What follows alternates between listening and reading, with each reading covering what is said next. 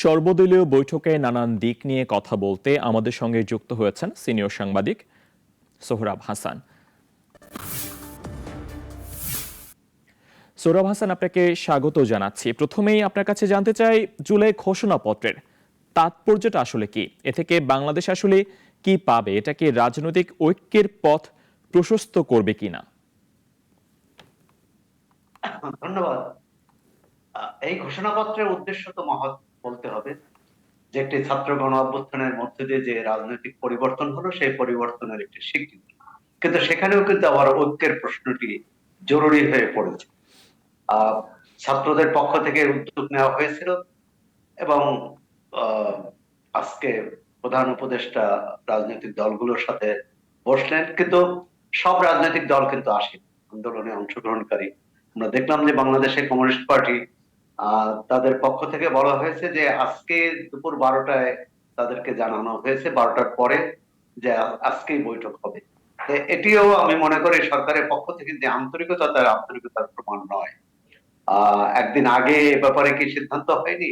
এবং অন্যান্য রাজনৈতিক দলের পক্ষ থেকে বলা হয়েছে যে তাদের গতকাল জানানো হয়েছে। সুতরাং এখানে সরকারের যারা এই দায়িত্বে নিয়োজিত তাদের এক ধরনের উদাসীনতা বা গাফিলতি লক্ষ্য করা যায়। মূল কথা হচ্ছে যে স্বৈরাচারী সরকারের পতন ঘটিয়েছে জনগণ, এটাই কিন্তু আহ প্রথম ঘোষণাপত্র। জি। আর দ্বিতীয়ত হচ্ছে গণতান্ত্রিক ধারায় দেশকে এগিয়ে নিয়ে যেতে পারবে কিনা সেটি সামনে বড় প্রশ্ন। সেটি ঘোষণাপত্র, একটি আনুষ্ঠানিক ঘোষণাপত্রের চেয়ে জরুরি হলো যে যেসব স্বৈরতান্ত্রিক শাসনের যেসব উপসর্গ, যেসব প্রবণতা, সেগুলো কিভাবে মুছে ফেলে সামনে গণতন্ত্রের পথে দেশকে এগিয়ে নেওয়া যায়। সেক্ষেত্রে 6টি কমিশন, প্রথমে 6টি, পরবর্তীকালে আরো 5টি কমিশন গঠন করা হয়েছে। তার সংবিধান ও নির্বাচন ব্যবস্থা আহ, সংস্কার সহ 4টি কমিশন তাদের রিপোর্ট জমা দিয়েছে। সেখানে অনেক কিছু আছে, আমি মনে করি সেটিও ঘোষণাপত্রের অংশ। অর্থাৎ এই সরকার, অন্তর্বর্তী সরকার, জনগণের অভিপ্রায়ে যে সরকার গঠিত হয়েছে সেই সরকার আহ যে কাজকর্ম করছে আহ সেটাও ঘোষণাপত্রের থেকে বাইরে নয়। জি। যেটি প্রধান উপদেষ্টা তার বক্তৃতায় বলেছেন যে সবাই ঐক্যবদ্ধ থাকলে আমরা শক্তি বোধ করি, আর যখন ঐক্যবদ্ধ থাকি না বা আমরা একা একা কাজ করি তখন নিজেদের অসহায় মনে করি। সুতরাং আর আনুষ্ঠানিক ঘোষণাপত্র দুটি, যেটি বিএনপির স্থায়ী কমিটির সদস্য সালাউদ্দিন আহমদ বলেছেন, তিনি প্রশ্ন তুলেছেন সাড়ে 5 মাস পর কেন এই ঘোষণাপত্র, জি। আহ, এবং এর রাজনৈতিক, জাতীয় এবং আইনি বিষয় আছে। আমরা এই ধরনের ঘোষণাপত্র একমাত্র যদি বলা বলা হয়, দ্বিতীয় উদাহরণ 1971 সালে মুক্তিযুদ্ধের আহ সময় মুক্তিযুদ্ধ যারা পরিচালনা করেছেন সেই সরকার ঘোষণা করেছিলেন। সে সময় প্রধানমন্ত্রী ছিলেন তাজউদ্দিন আহমদ, জি। বঙ্গবন্ধু ছিলেন সেই সরকারের প্রধান অর্থাৎ রাষ্ট্রপতি, এবং তার অনুপস্থিতিতে তিনি যেহেতু পাকিস্তানিদের আহ পাকিস্তানের কারাগারে বন্দী বন্দি। ছিলেন, জি। সৈয়দ নজরুল ইসলাম ভারপ্রাপ্ত রাষ্ট্রপতি। 10 এপ্রিল যে ঘোষণাপত্র দেওয়া হয় সেখানে কিন্তু কথা ছিল যে মানবিক মর্যাদা এবং সামাজিক ন্যায় বিচার, এটি হবে এই রাষ্ট্রের ভিত্তি। আমরা গত 53 বছরে সেই ভিত্তিটা তৈরি করতে পারি। সংবিধান সংস্কার কমিশন এই 3টি শব্দ বা এই 3টি আহ অভিধান তাকে যুক্ত করেছে, আর সেটি খুবই ভালো। কিন্তু একই সঙ্গে আহ অনেক কিছু বাদ দেওয়া হয়েছে, জি। যেমন ধর্মনিরপেক্ষ। বাংলাদেশের স্বাধীনতার যদি পটভূমি আমরা বিশ্লেষণ করি, একটি সাম্প্রদায়িক রাষ্ট্র থেকে বেরিয়ে এসে রাষ্ট্রের বিরুদ্ধে লড়াই করে যে রাষ্ট্র গঠিত হয়েছে, অর্থাৎ মুক্তিযুদ্ধের মধ্য দিয়ে, সে রাষ্ট্রের মূল অন্যতম মূলনীতি ছিল অসাম্প্রদায়িকতা, অর্থাৎ ধর্মনিরপেক্ষ। ধর্মনিরপেক্ষতা একটা শুধু শাব্দিক শব্দগত অর্থ দিয়ে দেখলে চলবে না। এর পেছনে আছে মানুষের জীবন বোধ, চিন্তা এবং ধর্ম বর্ণ নির্বিশেষে জি। একসঙ্গে থাকার যে প্রত্যয়, জি, সেই সৌরভ হাসান, প্রত্যয় আমার থেকে অনেকগুলো কিন্তু আমরা প্রশ্ন রয়েছে আপনার কাছে। আমি জুলাই ঘোষণাপত্র নিয়ে আরেকটা প্রশ্ন করতে চাই আপনার কাছে। জুলাই ঘোষণাপত্র দিতে চেয়েছিল প্রথমে বৈষম্য বিরোধী ছাত্র আন্দোলনের নেতারা গত বছরের শেষে এসে একেবারেই। তারপর তারা বারংবার ঘোষণাপত্র দিতে টালবাহানা, ষড়যন্ত্রের অভিযোগও করেছে। এটা নিয়ে তাদের আগ্রহের কারণ কি বলে মনে করেন আপনি? না, আগ্রহের কারণ এটি যে যেহেতু তারা আন্দোলন করেছে, তার একটা ঘোষণাপত্র থাকতে পারে। আমরা 90-এ 3 জোটের একটা ঘোষণাপত্র দেখেছিলাম, পরবর্তীকালে যদিও সেটি কার্যকর হয়নি। সুতরাং যারা এই আন্দোলনের নেতৃত্ব দিয়েছেন তাদের এই দাবি অযৌক্তিক নয় কোনোভাবেই, যে একটি ঘোষণাপত্র থাকা। পরবর্তীকালে যারাই দেশ শাসন করবে তাদেরকে বলা যাবে যে এই ঘোষণাপত্র তোমরা কতটা মেনে চলেছো বা কতটা মেনে চলোনি। আপনি যে কথাটি বললেন যে ছাত্ররা, সেটিও কিন্তু খুব দূরের নয়, মাত্র 15 দিন আগে জি, 31শে ডিসেম্বর তারা ঘোষণাপত্র দিতে চেয়েছিল। কিন্তু প্রশ্নটি হলো যে 31শে ডিসেম্বর কেন নয়, সেটি কেন 5 আগস্টের পরে, সাত হলো না আট কেন? জি, বা সরকার যখন গঠন করলো সেখানে তখনও হতে পারত। আহ এবং কিন্তু তখন হয়নি বলে এখন হতে পারবে না তা নয়।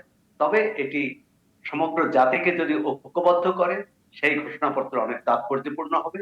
আর যদি এটি ঐতিহাসিক দলিল হিসাবে দেখা হয়, আর সেটি কিন্তু এ ধরনের ঘোষণাপত্র তো অন্যান্য দেশেও আছে, আমাদের দেশেও আছে। যে কোনো আন্দোলন সংগ্রামেরই একটা ঘোষণাপত্র থাকে। তবে সেই ঘোষণাপত্রের লক্ষ্য হতে হবে সাম্য, মানবিক মর্যাদা এবং সামাজিক ন্যায় বিচার, মানুষের আহ পুরো দেশের জনগোষ্ঠীকে এক রাখার যে অঙ্গীকার, সেই অঙ্গীকারের মধ্যে তো অনেকগুলো ব্যাপার আছে। রাজনৈতিকভাবে এই আন্দোলন সফল হয়েছে 5 আগস্টে, জি, কিন্তু অর্থনৈতিক যে মুক্তি, যেটি মুক্তিযুদ্ধের অন্যতম প্রত্যয় ছিল, সেই মুক্তি কি এসেছে? 5 আগস্টের পরের অর্থনীতি এবং আগের অর্থনীতির মধ্যে কতটা ফারাক? হ্যাঁ, এই সরকার বিগত সরকারের আহ দুর্নীতি, লুটপাট ইত্যাদি অনুসন্ধান করছে, মামলা করেছে এবং তাদের বিরুদ্ধে আহ ব্যবস্থাও নিচ্ছে। জি, কিন্তু যে অর্থনীতি লুণ্ঠন, এ ধরনের লুণ্ঠনকে উৎসাহিত করে, সেই অর্থনীতি কিন্তু এখনো বহাল আছে। সুতরাং আমাদের আরো বোধহয় গভীর ভাবে চিন্তা করতে হবে। আমি ঘোষণাপত্রের বা পত্রিকায় যে যতটুকু দেখলাম, ঘোষণাপত্রে রাজনৈতিক অঙ্গীকারের কথা আছে, কিন্তু অর্থনৈতিক অঙ্গীকার সেখানে আহ অনুপস্থিত। আমি আশা করি যে অর্থনৈতিক সমতার অঙ্গীকার, সাম্যের অঙ্গীকার। জি। আজকে বৈঠকের পরে প্রধান উপদেষ্টা একতার উপরে আবারও তিনি জোর দিয়েছেন যে একতায় জুলাইয়ের গণঅভ্যুত্থান ঘটেছিল, সে একতার অবমাননা হতে পারে ভেবে বৈষম্য বিরোধী ছাত্র আন্দোলনকে এককভাবে জুলাই ঘোষণাপত্র দিতে বারণ করা হয়েছিল বলে জানিয়েছেন প্রধান উপদেষ্টা। তার এই শঙ্কা আসলে কতটা বাস্তবসম্মত? না, শঙ্কা তো না, এটি তিনি যে তাদের আশ্বস্ত করেছেন এবং তাদেরকে আহ রাজি করাতে পেরেছেন, আমি মনে করি যে এটি সরকারের একটা বড় সাফল্য। না হলে ছাত্ররা যদি সেদিন ঘোষণা দিত, সেদিন এক এক রকম হতো। তারা একভাবে দেখতো, সরকার আর একভাবে, রাজনৈতিক দলগুলো অন্যভাবে। সুতরাং এই তিন ধারা আহ তিনটি বিভক্তি রেখা তৈরি করতো। সুতরাং আমরাও মনে করি সময় নিয়ে হলেও এই ঘোষণাপত্রটি ঐক্যবদ্ধ ভাবে দেওয়া, অর্থাৎ আন্দোলনে অংশগ্রহণকারী সব পক্ষকে।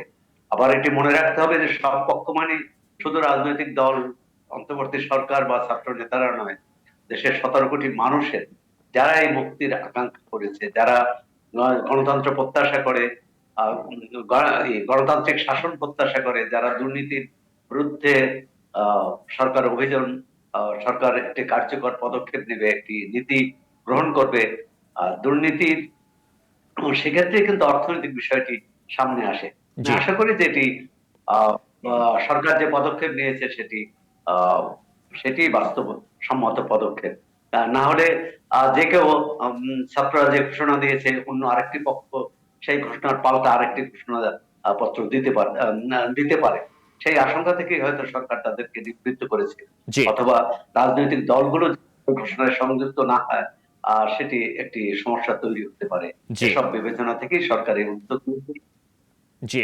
বৈষম্য বিরোধী ছাত্র আন্দোলনের নেতারা জুলাই ঘোষণাপত্র দিতে চাওয়া মাত্রই রাজনৈতিক দলগুলো বিভিন্ন রকম প্রতিক্রিয়া দেখাতে শুরু করলো। যেমন হাসনাত আব্দুল্লাহ তিনি বলেছিলেন যে ৭২-এর সংবিধানের কবর রচনা করা হবে, আওয়ামী লীগকে অপ্রাসঙ্গিক করা হবে। আমরা দেখেছি বিএনপির পক্ষ থেকে ৭২-এর সংবিধান নিয়ে ভিন্ন রকম প্রতিক্রিয়া। সেই প্রেক্ষিতে আজ রাজনৈতিক দলগুলোর সঙ্গে বৈঠক করেছেন প্রধান উপদেষ্টা। বিএনপি যে প্রতিক্রিয়াগুলো দেখিয়েছে বা বিভিন্ন রাজনৈতিক দলগুলো তাদের প্রতিক্রিয়ার কারণটা কি, বা এক কি আসলে হতে পারবে তারা বৈঠক করলেই? না, আপনি হঠাৎ করেই বললেন যে ৭২-এর সংবিধানের কবর রচনা করব বা ৭২-এর সংবিধান আমরা চাই না। তাহলে কি সংবিধান চাই? সেটাও বৈষম্য বিরোধী। ৭২-এর সংবিধানে তো সাম্য মানবিক মর্যাদার কথা আছে। এখন আহ আইনটি খারাপ না আইনটি বা সংবিধান খারাপ না সংবিধান যারা অপপ্রয়োগ করেছে তারা খারাপ, এটিও কিন্তু দেখার বিষয়। যে সংবিধানের যে ৪ মূল স্তম্ভ, জি জাতীয়তাবাদ, জাতীয়বাদ, গণতন্ত্র, সমাজতন্ত্র এবং ধর্মনিরপেক্ষতা, এর মধ্যে জাতীয়তাবাদের যে ধারণা বা চেতনা, সেখানে সংকীর্ণতার পরিচয় দেওয়া হয়েছে।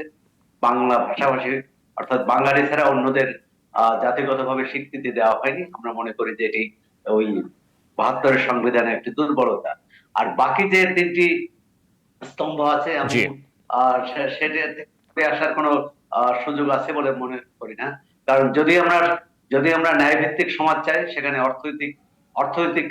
অর্থনৈতিক যে নীতি বা যে ব্যবস্থা, সেটি অবশ্যই সমতা ভিত্তিক হতে হবে, সামাজিক মালিকানার হতে হবে, সমাজতান্ত্রিক হতে হবে।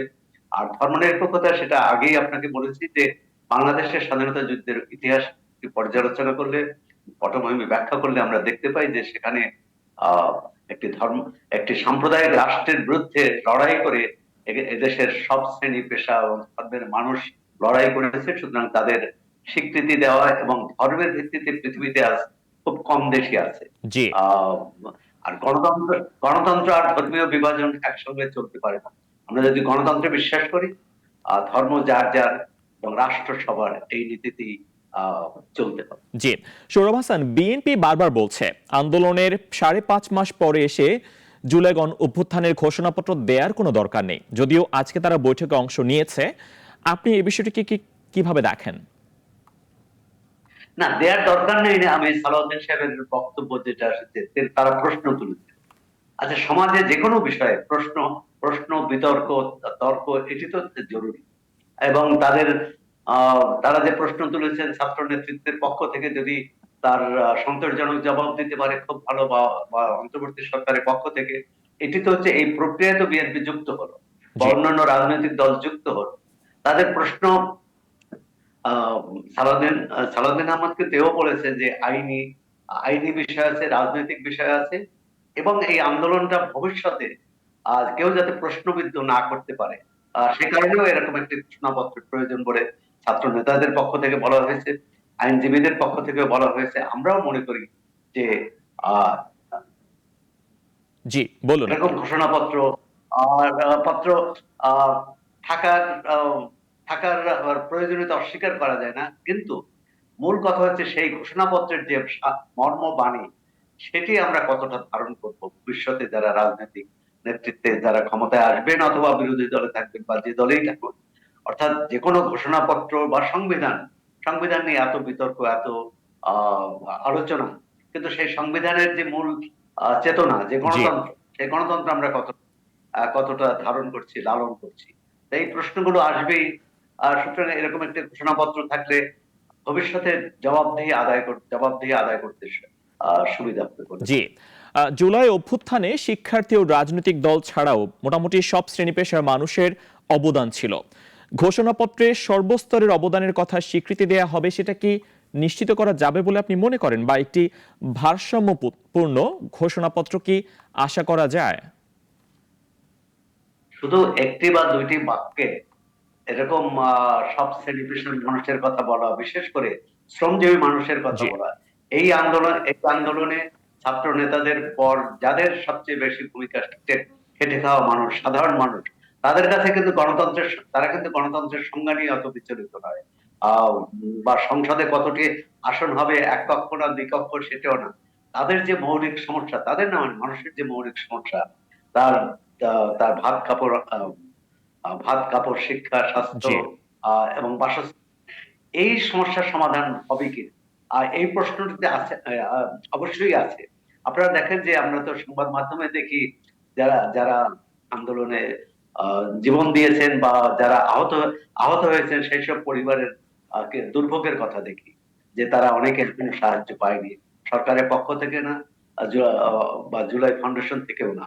এটাও কিন্তু আমাদের এই যে জুলাইয়ের ঘোষণাপত্রের কথা এত বলছি, জি। কেন আমরা নিশ্চিত করতে পারছি না যদি 2000 মারা যেয়ে থাকে বা 1500 মারা যেয়ে থাকে, মানুষ মারা যেয়ে থাকে, এই 2000 পরিবারকে পরিবারের কাছে যাওয়া কি খুব কঠিন? আমি মনে করি যে একটি হচ্ছে রাজনৈতিক ঘোষণা বা রাজনৈতিক তার আহ রাজনীতি, ভবিষ্যৎ রাজনীতি করার ক্ষেত্রে যে যা সুবিধা হবে, আর সেটি আরেকটি হচ্ছে যে মানুষের মানুষের যে সমস্যা, মানুষের যে সংকট, সেই সংকটটা সমাধান করা। তো এই সমাধানের ক্ষেত্রে সরকার এবং জুলাই ফাউন্ডেশন বলবো যে তারা আহ পুরোপুরি সফল হয়েছে এটি বলা যাবে না। অনেক ক্ষেত্রেই আহ ঘাটতি আছে, অনেক ক্ষেত্রেই দুর্বলতা আছে। সেই দুর্বলতাগুলো কাটিয়ে উঠবে এটি আশা। জি। সংস্কার কমিশনের কাজের উপরে, বিশেষ করে সংবিধান সংস্কার কমিশনের উপরে এই ঘোষণাপত্রের প্রভাব কতটা বলে আপনি মনে করেন? একটা আমি যে খসড়া ঘোষণাপত্র এবং সংবিধানে যেসব পরিবর্তন, তার মধ্যে একটা যোগসূত্র আহ, অনুভূত হয়। জি। কারণ সংবিধান পরিবর্তন, যেমন বাংলাদেশের নাম, যদি ইংরেজি শব্দ আমরা ব্যবহার করি সেক্ষেত্রে খুব পরিবর্তন হয়নি, কিন্তু বাংলার ক্ষেত্রে গণপ্রজাতন্ত্রী বাংলাদেশের ক্ষেত্রে আহ জনগণতান্ত্রী বাংলাদেশ, সেক্ষেত্রেও আমার কোনো তেমন আপত্তি থাকবে না। কারণ জি। প্রজাতন্ত্র শব্দটার মধ্যে এক ধরনের সামন্তীয় ব্যবস্থা আসে। এটি অনুবাদ আমি মনে করি যে জনগণতন্ত্রই ঠিক আছে, কিন্তু নাগরিকতন্ত্র, এই জি। নাগরিকতন্ত্র শব্দটি আমি মনে করি যে এটি সবার কাছে গ্রহণযোগ্য হবে না। নাগরিক, বাংলাদেশের 17 কোটি মানুষের মধ্যে নাগরিকই তৈরি হয়নি, নাগরিক অধিকার তাদের দেখতে পারে না। নাগরিকতন্ত্র করার আগে প্রতিটি নাগরিকের মৌলিক অধিকার নিশ্চিত করতে হবে, তাদের মৌলিক চাহিদা পূরণ করতে হবে। সুতরাং নাগরিকতন্ত্র এটি একটা নাগরিক ভাষা, অর্থাৎ ভদ্রলোকের। তখন মনে হতে পারে যে এটা ভদ্রলোকের রাষ্ট্র, কিন্তু ভদ্রলোকের বাইরেও মানুষ আছে। জি। তা আমি মনে করি যে বিভাজন না হয় সেখানে। নাগরিকতন্ত্র কেন, গণতন্ত্রই তো যথেষ্ট, জনগণতন্ত্রই যথেষ্ট ব্যবস্থা। বা প্রজাতন্ত্রের জায়গায় জনতন্ত্র হতে পারে। আর সুতরাং এখানে নাগরিকতন্ত্র শব্দটি আমি আমার আমার বিবেচনায় এটা যথাযথ বলে মনে হয় না। কারণ নাগরিকতন্ত্র মানে নাগরিক নয়, বা বা নাগরিক হিসেবে যারা নিজেদেরকে দাবি করে, অর্থাৎ জি। একটা নাগরিক সিভিল সোসাইটি। সবাই তো এই বাংলাদেশের সবাই সিভিল সিভিল সোসাইটির অংশ না। বাংলাদেশের যারা যারা বাংলাদেশে অর্থনৈতিকভাবে, রাজনৈতিকভাবে, সামাজিকভাবে সুবিধা সুবিধা সুবিধা ভোগ প্রাপ্ত, করেন। জি। তারাই নিজেদের নাগরিক সমাজের প্রতিনিধি দাবি করে। সুতরাং আমি মনে করি এটা শুধু নাগরিকদের রাষ্ট্র না, এটি জনগণের রাষ্ট্র। জি। সোহরাব হাসান, ঘোষণাপত্র চূড়ান্ত করার আগে রাজনৈতিক দল আর অংশীজনদের সঙ্গে আলোচনায় আরো সময় লাগবে বলে জানিয়েছেন আইন উপদেষ্টা। সরকার আসলে কি করতে চাইছে বলে মনে করছেন? কারণ বৈষম্য বিরোধী ছাত্র আন্দোলন তারা তো সময় দিতে চাইছে না, তারা একটা ডেডলাইনও দিয়েছিল 15 জানুয়ারি, সেটাও পার হয়ে গেছে এর মধ্যে। না, এটা দুটো ক্ষেত্রে আপনি যেটা বললেন কমিশনের ক্ষেত্রে, বরং ছাত্র নেতারা তো কমিশনকে আরো বেশি সময় দিতে চায়, আরো বেশি নির্বাচনের আগে তাদের তাদের দাবি মতো যে নির্বাচনের আগে যারা সকল ধরনের সংস্কার জুলাই হলো। গণহত্যার সাথে জড়িত, যারা দমন পীড়ন গুমের সাথে জড়িত, তাদের বিচার করতে হবে। দ্বিতীয়ত সংস্কার কার্যক্রম এগিয়ে নিতে হবে, তারপর নির্বাচন।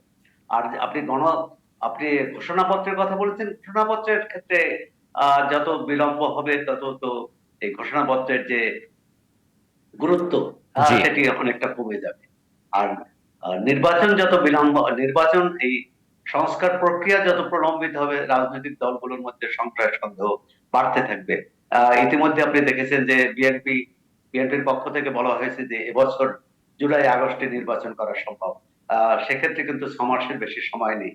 আহ উম, এক ধরনের যে ঐকমত্যের জন্য প্রধান উপদেষ্টা যে ঐকমত্যের আহ্বান জানিয়েছে, সবাইকে এক হতে বলেছে, রাজনীতির ক্ষেত্রে সেই ঐক্যটা ধরে রাখা খুবই কঠিন। বিশেষ করে নির্বাচন পদ্ধতি, নির্বাচন আহ, ক্ষমতার ভারসাম্যের ক্ষেত্রে জি প্রধানমন্ত্রী রাষ্ট্রপতি কতবার এক ব্যক্তি থাকতে পারবেন, জি এক্ষেত্রে বিএনপির এক দফার সঙ্গে প্রস্তাবের সংবিধান এবং নির্বাচন ব্যবস্থার যে ব্যবস্থার যে সংস্কার কমিশন, তাদের প্রস্তাবের মধ্যে কিন্তু ফারাক আছে। এখন এই ফারাকটা কিভাবে দূর করা যাবে, অর্থাৎ কে কতটুকু ছাড় দেবে, তার উপর নির্ভর করবে জাতীয় ঐক্যমত্য তৈরি হবে কি হবে না। জি আপনাকে অনেক ধন্যবাদ আমাদের সঙ্গে যুক্ত হওয়ার জন্য। প্রিয় দর্শক, আমাদের সঙ্গে যুক্ত হয়ে কথা বলছিলেন সিনিয়র সাংবাদিক সোহরাব হাসান। কোটি কোটি মানুষের ভালোবাসায় ফ্রিজ, টিভি এবং এসিতে দেশের 1 নম্বর ব্র্যান্ড ওয়ালটন।